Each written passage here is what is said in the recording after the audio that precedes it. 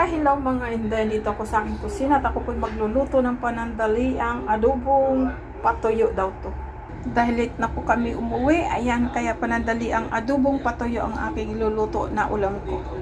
Ayan, gisa na kayo ng ating luya, sibuyas at saka bawang. At nilagay na rin po natin ang ating manok. Hayaan lang po natin igisa-gisa, halo-haluin at patuyuin sa sarili niyang katas. At nalagyan ko na rin po ng paminta, konting asukal, konting paminta at chicken powder. Hayaan po natin magkatas. Mamaya ko na po lalagyan ng tuyo at saka suka.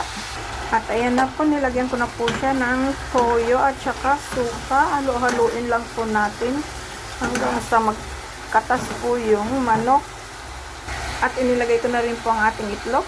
So, ayan na po. Luto na ang ating pinatuyong adobo. Yummers! Kainan na tayo mga inday!